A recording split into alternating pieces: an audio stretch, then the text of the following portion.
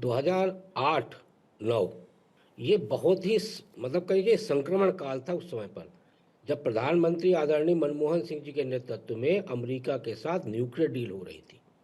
और यूपीए में कांग्रेस के नेतृत्व वाली सरकार को बिल्कुल समर्थन देने वाली लेफ्ट पार्टी इनके खिलाफ पूरी तरह से मैदान में उतरी हुई थी। और तब लेफ्ट पार्टी मनमोहन सिंह सरकार और खासकर मनमोहन सिंह जी पे जो आरोप लगा रही थी कि मनमोहन सिंह जी भारत को अमेरिका के हाथों बेचना चाहते हैं, आज माननीय राहुल गांधी जी वही आरोप दोहरा रहे हैं। सवाल इस बात का है कि जब उस समय पर डील हुई और आरोप लगा, क्या वो डील घातक थी भारत के लिए?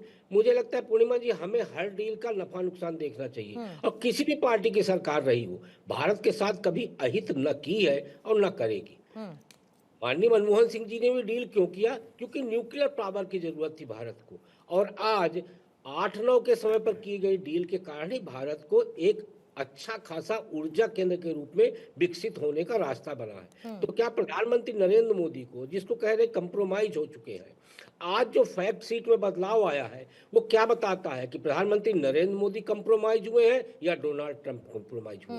क्या अमेरिका इतना कंप्रोमाइज कर सकता है कि एग्रीकल्चर पे दाल जैसी चीजों को बाहर कर दिया, डिजिटल पे संशोधन किया, और जो एक बार चल रहा था कि $500 बिलियन का सौदा करेगा भारत, उस पे इन्होंने संशोधन क्या किया है कि वो इरादा रखता है, यानी कर भी सकता है और नहीं भी कर सकता, ऐसी कोई बाध्यता नहीं है। राहुल गांधी जी के साथ जो प्रॉब्लम आ रही हुई आ रही है, राहुल गांधी जी के जो सलाहकार हैं वो उनको समझाते हैं कि दो चीजों पे फोकस करिए, एक हेडलाइन, और ये बोलेंगे तो सरकार बैकफुट पे जाएगी, ये बोलेंगे तो हेडलाइन बनेगी। और इसी के चलते राहुल गांधी जी उसी पे अटक के रह जाते हैं और पार्लियामेंट के अंदर उनकी तरफ जो बात कही जाती है वो इसीलिए प्रमाणित नहीं हो पाती। आपको याद होगा चुनाव आयोग के टाइम पे उन्होंने महाराष्ट्र का और कर्नाटक का रखा था मतदाता सूचियों बहुत वाला, एग्जाम्पल्स है सर, बहुत और उन्होंने एग्जाम्पल। कहा कि हम, जब चुनाव आयोग ने कहा कि आप एफिडेविट दे दीजिए, वो नहीं दिए। आज भी संसदीय कार्य मंत्री बोले कि जो आरोप आपने लगाया है लिख के दस्तखत करके दे दीजिए, वो नहीं दिए। मेरा मानना ये है कि राहुल गांधी जी को कांग्रेस के लोग ही नुकसानदायक बन रहे हैं, राहुल गांधी जी के लिए और कोई नुकसानदायक नहीं बन रहा, इसीलिए वो कहते कुछ है और होता कुछ। ठीक है संजय राणा जी, इस पर सवाल क्यों ना पूछे जाए कि अगर इससे पहले यूपीए सरकार पर विदेशी खुफिया एजेंसीज के साथ सहयोग का दावा दिखता है तो आज तो विदेशी दखल का आरोप लगाते हैं, लेकिन फिर उसके बाद अपने इतिहास से भागते हैं। आज जब सरकार कहती है कि जो आप आरोप लगा रहे हैं उसके सबूत रख दीजिए, तो फिर आप उससे भागने लगते हैं, आप उस पर कोई सबूत, और ऐसे अनगिनत एग्जाम्पल हैं कि आप बात कहते हैं फिर उसके बाद निकल जाते हैं, फिर एक नैरेटिव बिल्डिंग होने लगती है। और भारतीय राजनीति में सीआईए का किस तरीके का हस्तक्षेप रहा है ये कोई बताने वाली बात तो है नहीं। आपने हमेशा खुद को हमतर रखा, आपने कभी ये नहीं कहा कि हम उस मजबूत स्थिति में हैं, और अगर समस्या की जड़ में जाएंगे तो जड़ तो फिर तब थी ना आज जिस पर आप बात करते हैं। पूर्णिमा जी गुड इवनिंग फैलो पॉइंट। देखिए आपने स्टार्ट किया एजेंट से और कांग्रेस के प्रवक्ता नीरज भाई ने भी एजेंट का जिक्र किया है। भाई एजेंट तो इनके मंत्रिमंडल काल में थे, इंदिरा गांधी के मंत्रिमंडल काल में एजेंट थे, किसके? केजीबी के। राजीव गांधी जी के मंत्रिमंडल में भी एजेंट थे, किसके थे?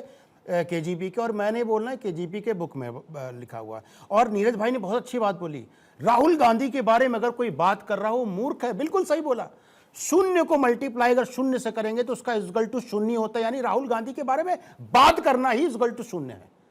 अब मैं आता हूं स्टीम फाइल पे। अगर स्टीम फाइल पे चर्चा हो गई, करना चाहिए चर्चा, तो अमेठी के रेप कांड पे भी करना चाहिए चर्चा, तो 2004 में ड्रग्स में पकड़ा गया तो व्यक्ति उस पर भी चर्चा करनी चाहिए, उस पर भी जांच होनी चाहिए। देखिए जहां तक यूएस और इंडिया की ट्रेड की बात हो रही है, हमारा जो भाई एक्सपोर्ट $89 बिलियन का है और इंपोर्ट है $49 बिलियन का, जो $500 बिलियन का सुगुफा बनाया जा रहा है। कोई भी कॉन्ट्रैक्ट साइन होता है, लॉन्ग टर्म साइन होता है, over the period of time चलेगा। एग्रीकल्चर उसमें है नहीं, आप एग्रीकल्चर को जबरदस्ती घुमा रहे हो।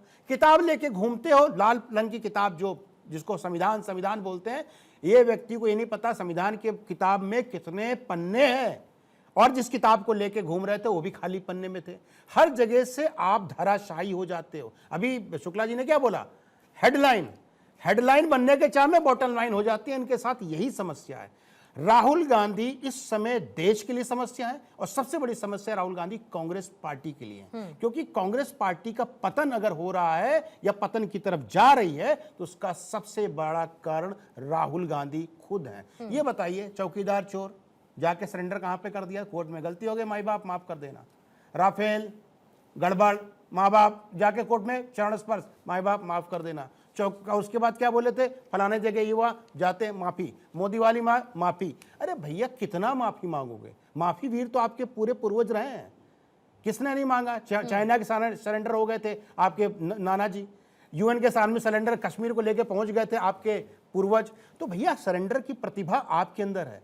युद्ध कहीं और चल रहा है, अब लेटर लिखते थे, हे एडवीना कैसी हो, हमारे चाइना ने अटैक किया है, फलाना मैं बता रहा हूं तुमको, फिर नई चिट्ठी में। समस्या क्या है? पूरी की पूरी कांग्रेस आज के दिन में, शुक्ला जी ने सही बोला, कम्युनिस्ट हो चुकी है। क्योंकि 2008 में कम्युनिस्ट पार्टी ने किया था, आज पूरी कांग्रेस कम्युनिस्ट हो चुकी है। विचारधारा देश के प्रति और नहीं ये है। कम्युनिस्ट के खिलाफ हुआ करते थे एक समय पर। कम्युनिस्ट मतलब जहां पे भी तरक्की रुक जाए, जहां पे भी विकास रुक जाए, उसको कम्युनिस्ट बोला जाता है। और वो कम्युनिस्ट हो चुके हैं। इनको जीडीपी नहीं समझ में आ रही है, इनको अर्थव्यवस्था नहीं समझ में आ रही है, इनको विकास किसी तरह का समझ नहीं आ रहा है। भाई मोबाइल में लीजिए, चाहे वो ऑटोमोबाइल में ले लीजिए, हम कहीं ना कहीं विश्व करिए, 5 मिनट में खत्म कर देता हूं। बहुत बड़े आप ज्ञानी थे। 2090 में हमारा पर कैपिटा इनकम $348 था और चाइना का 317। 20 साल में अपना हिस्सा रेड़ा मारा, ये खत्म हो गया। तो भैया आपके गिरवान में झांकना पड़ेगा। ठीक, ये एक तरीके का क्या ट्रस्ट डेफिसिट पैदा करने की कोशिश है? अगर सबूत के नाम पर हाथ खाली बैठे हैं, हाथ खाली हैं तो देखिए, ट्रस्ट की जहां तक बात है, अगर आपने देखा होगा जिस तरीके से डील को लेकर के चर्चा हुई सदन में, और प्रधानमंत्री जी लोकसभा से भागे फिर रहे थे, और ना जाने क्या क्या कहानियां गढ़ी गई। और आपने देखा होगा कि किस तरीके से ट्रंप का लगातार बयान और अमेरिका के जो है ट्रेड को लेकर के वहाँ के उच्चाधिकारियों का बयान, उनके मंत्रियों का बयान, किस तरीके से, और उसके पहले भी आपने देखा होगा हमारे देश में जो भी इंफॉर्मेशंस आती हैं सबसे पहले अमेरिका से आती हैं, तब उसके बाद हमारे यहाँ के जाके मंत्री का बयान आता है। वो भी कई सारे सवालों पर जब चर्चा होती है कि आपके मीडिया के द्वारा जब पूछा गया कि आप बताओ, विदेश मंत्री से सवाल पूछा जाता है और आपके जो है वाणिज्य मंत्री से सवाल पूछा जाता है, तो वो कहते नहीं आप उनसे पूछ लो, वो कहते नहीं उनसे पूछ लो। मतलब मजाक बना के रख दिया भाई पूरे देश का। और जहां तक बात है, आदरणीय प्रधानमंत्री जी ने जिस तरीके से देश की संप्रभुता और स्वाभिमान को एक तरीके से कह सकते हैं कि गिरवी रख दिया है। अगर आप देखो अमेरिका के पॉइंट ऑफ व्यू से अगर हम देखें आज के समय में, तो इस देश का क्या हालत हो गया। वो कहता है भैया भारत देश को, आपको रसिया से जो है आपको तेल नहीं खरीदना होगा, वेनेजुएला से खरीदना होगा। और हमारे प्रधानमंत्री जी 56 इंच का सीना उनको सिकुड़ करके 36 इंच रह जाता है। कोई भी एक देश का कोई एक मंत्री की हिम्मत नहीं है कम से कम 2 लाइन तो बोल दे उसके ऊपर। और यहाँ हम लोग स्टूडियो में बैठ करके, अभी हम लोग स्टूडियो में बैठ करके मैं देख रहा था, चंचल जी आपके पास भारत का पासपोर्ट है या यूएस का?